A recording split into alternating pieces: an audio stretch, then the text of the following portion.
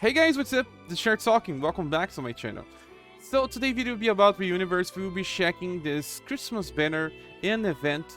We'll be giving a little of a review on the characters because I did this on my past live streams, but today I can do it better since we can check the website as well, check the whole status from the characters. We can talk a little better. And so starting we have Cordelia. And Cordelia was actually the character that everyone was a little more hyped because she's one of those characters that can stay more relevant because of one skill. And this skill is Pom Pom Tree. This is an AoE attack for pierce damage that is kinda unique for spear users. We have Rapid Volley as a comparison for bow users, but Pom Pom Tree is a cheap attack that is way easier to use than, say, Sword Ballet from happier users. And this attack here can be used for easy farming in some stages where the enemies are weak to pierce, since she can use this forever. There's only one problem, it's just that she cannot start with Pom Pom Tree. She needs another attack from Inheritance in order to start with an AoE. She can start with Reaper, and then after starting with Reaper, she can use Pom Pom Tree. And that allows her to just keep unleashing AoE attacks for, well, long periods of time. Usually when you want some character to be used on AoE farming, you want someone just like Cordelia that can keep repeating the AoE attack.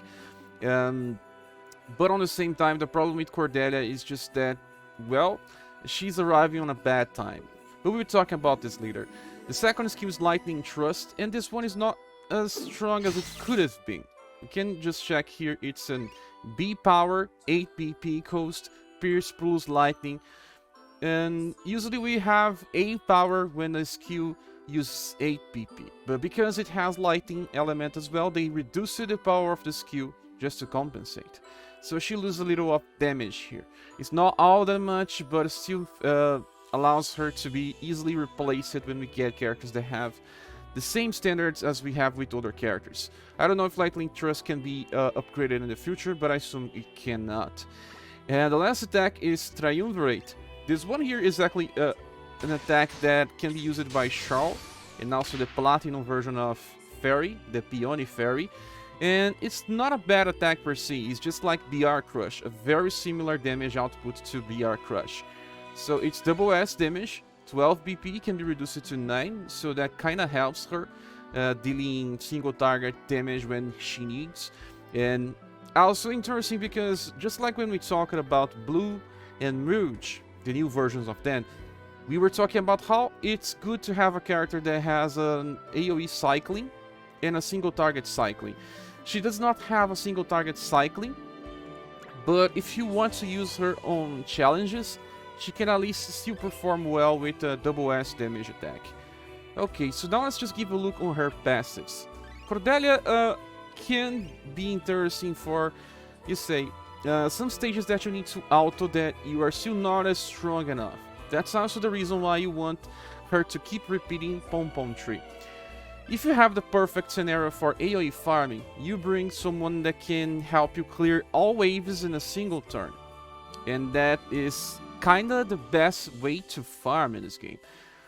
But, you know, Cordelia has the first passive for long fights. So, if you are playing on a stage where you cannot clear everything on a single turn, Cordelia can help by staying alive by draining attack. The first one, draining attack 3, allows her to recover HP when she attacks. And also allows her to be better on long fights. Okay, the second one is Weak Point Focus Tree. She gets more damage when attacking the enemy weaknesses. This allows Lightning Thrust to be a little better, since it will increase the damage, but it also increases the damage of all her pierce attacks against enemies weak against pierce. And Fire 4 increases 15% more, for a total of 30% increase when you have her attacking an enemy weaknesses. That should be most of the case where you use Cordelia. You usually don't want to use a character when it's not attacking an enemy weaknesses. So it's good because it doesn't have any hard develop that depends on being on full HP, even though she uses an attack that can drain HP. So Cordelia, problem is just that she's arriving on a bad timing, but we'll be checking her status just to complete this review. So well, this is her status. She can reach more STR than her Platinum style, but not that much more. She has lower endurance, similar dexterity, way more agility, and this is where she gets better because, you know, when you want an AoE attacker, you want it to be fast so you can attack before your enemies when you are farming so you don't lose time. She has similar spirit, lower love, and same-ish charisma. Well, you don't need that much. You can see that this is the version that has the increased STR gains, double arrows, and also the highest limited. You know, it's the best one for STR. And I was talking about Reaper as being an opener to this version of her. Let's just give a look on Reaper. I believe Reaper comes from her S style. It's here, it's called swing here, but it works. You just have to use a swing and then just keep using her first AoE attack. Her STR is not so crazy. Even with her latest style, it's 92% increase. It's better, I think. This one here does not really need the current Xmas Cordelia, but it becomes better for AoE damage since this one do not get a cheap AoE. So if you want to invest on Cordelia more and more, this is an important pull for Cordelia. Okay, so let's just get back here. So Cordelia have some competition because, you know, there are other characters that can do full cycling on AoE pierce damage. Like I said, Robin Girl can do it, and Ziling can do it. She's farmable. You can easily get her to level 50. I got mine. And even Sarah can also cycle in between AoE attacks, but she starts with a single target attack. It's not so easy to cover. But if you are not really in the need of a character that can help with AoE cycling, especially for when you cannot clear everything in a single turn, Cordelia can help. But right now, I don't think she is a must-have. You can skip this, especially if you're not thinking about Cordelia as a character. In my opinion, she's like a 9.0 out of 10. Good character, nonetheless, just lose it some of the importance because of how the game is going. Also, we have to talk about why it may not be so smart to summon on this banner. Not just because of the characters, but because of the future banner that we'll be receiving. And the next character is Labelle. And well, Labelle is interesting, I think. It's just that, well, the first skill is Tender Song. Tender Song is a skill that is supportive. It cleans the status elements. Other character that has this is Lute, and he's farmable, easy to farm to level 50. Labelle is a better character than Lute for long fights. And the next attack is Mercy Bow Coup. This attack here is very interesting since it's similar to Fairy or Peony attack Double Trick. It increases the dexterity of her when she performs an attack. It's 8 power, 8 BP, very high actually, and you can keep getting more damage by just keep using this attack. It's her main attack. Let's see the animation of it. And well, she can be used in formations where you can increase dexterity to make it even better. Labelle does not have the same passives as Fairy that increases her damage potential, but this skill alone is reason to make her very strong. The last one is Millionaire, and well, this is an AoE attack that it's not easy to perform, but now with Martelli it's a little easier for some farming. You see the Millionaire is an 8 power, 15 BP. You can reduce it to 12, so it's not turn 1 thing, just turn 2. And if you have Martelli, that can be helpful in some situations where the second wave is weak against Pierce. And well, if you get her to attack fast, because, you know, she uses bows and some formations increases dexterity, lowers agility, it's a little hard to use this. But she's a mix of boss killing, because Mercy Bow Coup is an attack that can be used for boss killings. Tender Song is supportive in boss fights. Millionaire is more for farming, but, well, I think it's a less interesting skill of her kit. On style details, you can see for her passives, the first one is Invigorate, that when she's attacking, she can recover its BP. That helps her to use more Mercy Bow Coup, and it's easy to just use this attack all the time, since on auto she would never use Tender Song, because it's one in 4 metal, and Millionaire also very hard to use since it's very costly. If you want to use her, just awaken Mercy Bow Coup, and hope that she can use it more often because of Invigorate. Second one is Breath of Life, so she recovers HP with a medium chance, so it's good for boss fights. Very nice, because we need more HP. And Invigorate is also for boss fights. And the Fired Up 4 is 15% increase in damage. So all I can see here is that she was made for challenges, so that she can keep increasing your damage and also help the squad when you need to clean some status ailments. Well, I want to show you the status of this girl. And now I need to talk about the two different styles of Labelle. It's a very strange case where both styles have similar totals, and in her case, she was supposed to be released alongside Gustav, Battle of Bucket Hill. That version is still being held by the developers. I believe they will buff him and make him a special character, maybe. I'm not entirely sure. And this version was supposed to be released alongside him. So we don't have this one, we only have this another one. And they have very similar stuff, but the one we have right now has better damage. You can see the dexterity is 89%. She does not have the same speed, but she's like for challenges, so speed is not so important. The other one has more speed, and you can see the other stuff being similar. She has lower intelligence, higher spirit, and similar dexterity. Sorry, similar endurance. And I'll show you guys this style that we cannot get right now. She is an AoE attacker that can spam rapid volley all the time. This attack here is rapid volley. The second attack of her, she do not use on auto, so she only uses crystal pyramid. If you awaken it, reduce it to 10. It's interesting since it can insta-kill the enemies.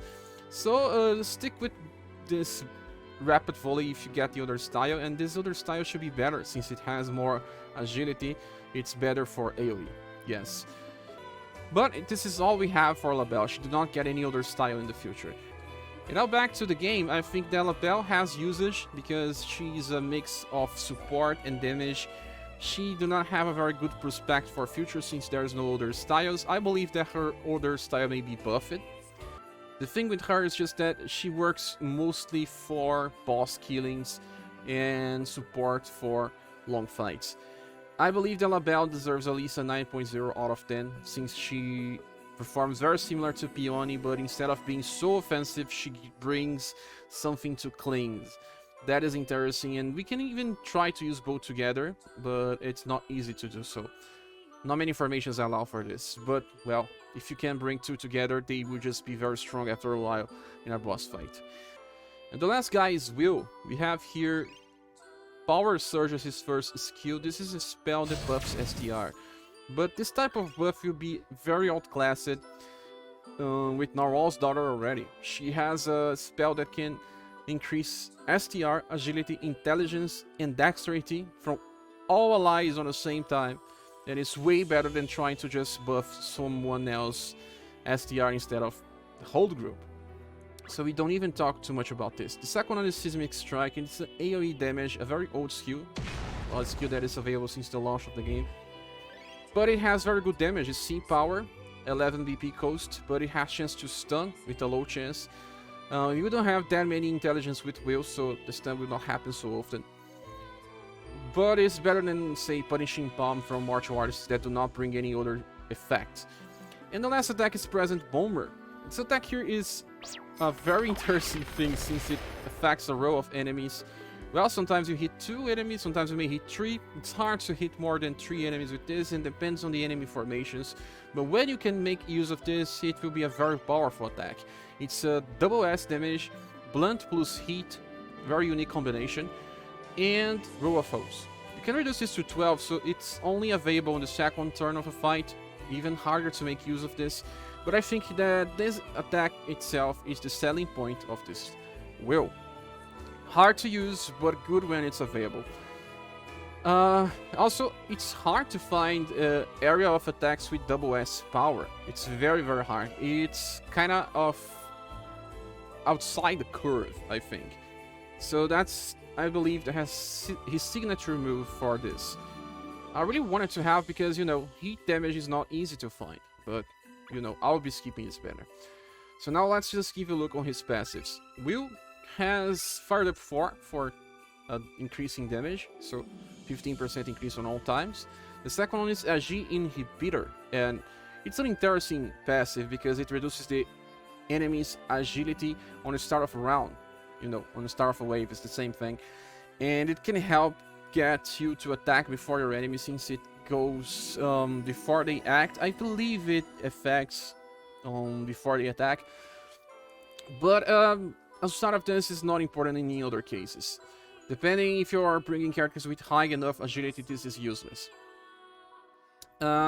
It can help in some fights against bosses, but I don't know if Will is just so suited for that. I believe that he can do very high damage in the future for, you know, Battle Island, but we still don't talk about Battle Island because it's very far in the future. I'm not entirely sure because I don't really know much about the content yet. And Power Charge still allows him to get 2 more BP on the start of a fight, so Present Bomber can be a starter.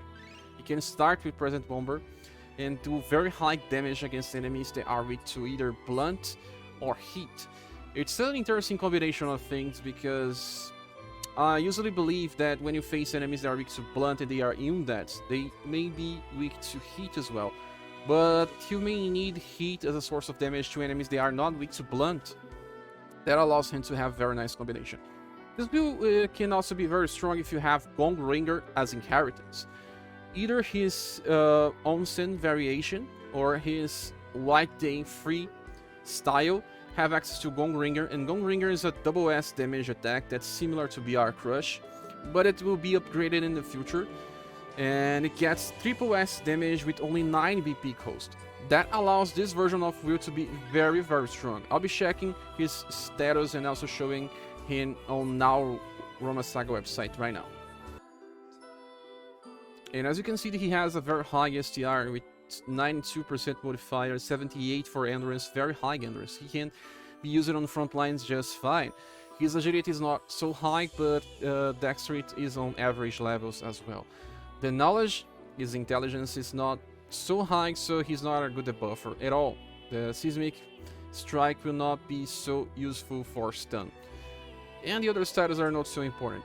So let's just scroll down and see some of his inheritance options, because when clicking here by range, you can see that Dora Hink is the same as Gong Ringer. It gets updated to the future for a triple S damage with 60 modifier, only 9 BP cost once fully awakened. It's super strong. Right now it's only 45, so you get a lot of increasing damage in the future. Not just that, he also has access to Bone Crusher, so if you are desperate for that, you can be useful only on targets that have very high will already, because his intelligence is so bad that even on level 50, I know that he will be missing. So he's either for full damage, area of damage with his signature move, or you can wait for a future where you can use the Gong Ringer as his main source of damage. A very interesting option, but on the same time, if he's not so strong right now for what you want to do, you can wait on him for another returning banner, and well, that should be better, instead of just wasting all your gems right now.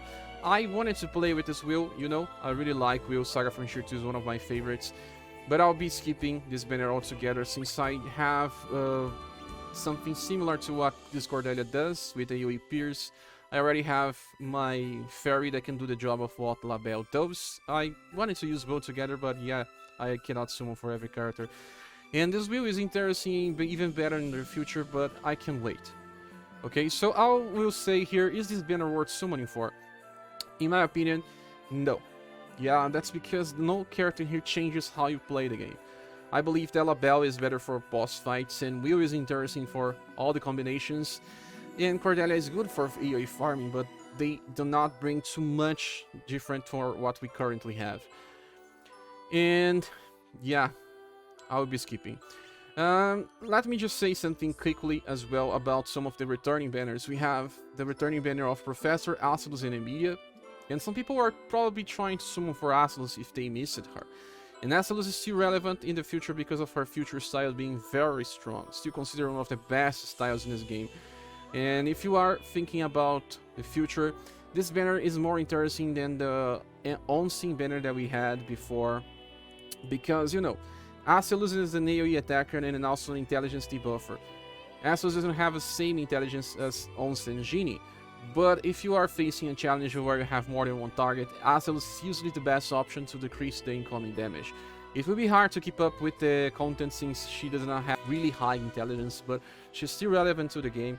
And because we have more medals here, we didn't have it on Sinjini, this banner is better. Emilia will keep being useful since she can be used for AoE here on Global. And Professor is kind of outclassed by Fuse right now. Fuse is a better confusion inflictor than Professor. Professor is still useful and can be used on turn 2, but on turn 1 and for Hidden Dojo, a lot of content, Fuse is better than Professor.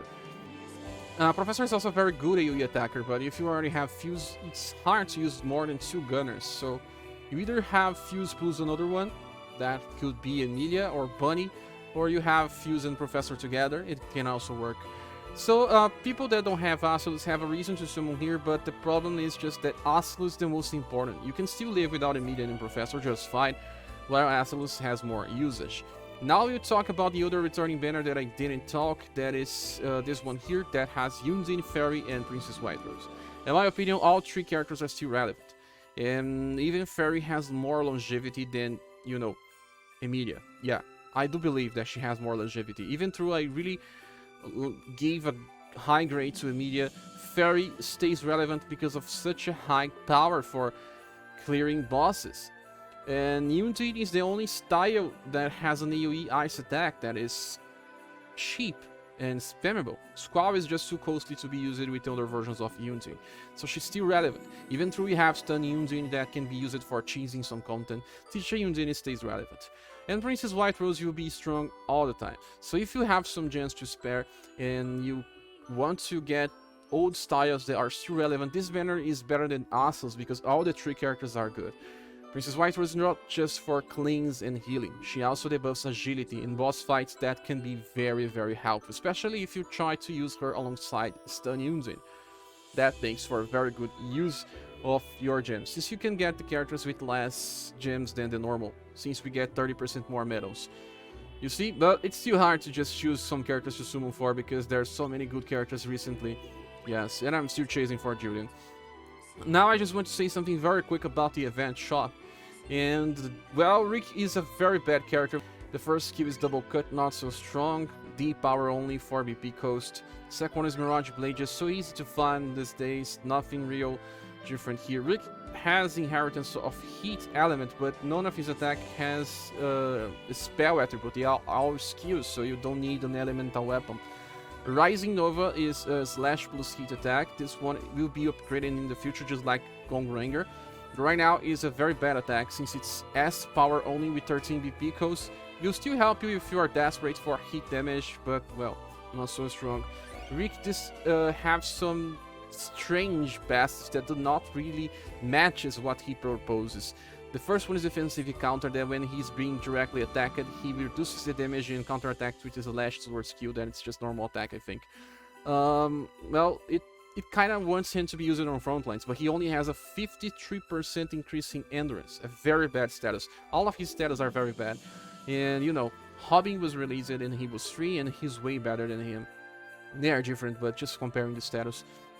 Then he has hardy defense, you know, damage will be reduced when he's on full HP, but he will not be on full HP if you want him to be attacked all the time, to counter. So this kind of does not make much sense. And Fired Up 3 only increases 10% of the damage. He don't have a much high STR, so well, I don't think that Rick is worth investing your time.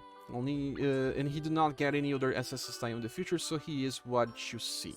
And well, just go here to show you some of the stages I cleared. Romancing difficulty, you can check my live stream and see how I clear it. It's not hard, you just have to finish the first wave with normal attacks and third wave use a lot of AoE. The enemies are easily confused with Fuse, and just bring AoE damage. I want to show you some of the items that you can get here from the shop. I got some of the new Platinum tickets already, so you will not see it here. Get all these style pieces that are very cool. And the last thing that I wanted to talk is about the weapons. Christmas Tree Sword, Frosty Club.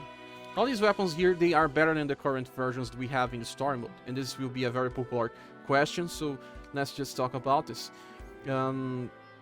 It's easy to farm them because they can drop on all stages on very hard. You can choose to farm the 7th stage if you want, or just farm the stage number 4. It's very easy to farm stage number 4, and you'll find a lot of these weapons here. You see, they can drop all together. This is also a very good moment to farm some gold, because they drop sometimes the 4 weapons on the same time, so you can just sell some of the duplicates to make some gold. It's still not the best way to farm gold, but I'm just explaining that you can try to get the best version of these weapons and still farm some gold. So that's it, guys. Thank you all for watching this video to the end. If you want to support the channel, you can use the Patreon, Coffee, or PayPal buttons here in the description of the video, and we'll see each other on the next one. Bye.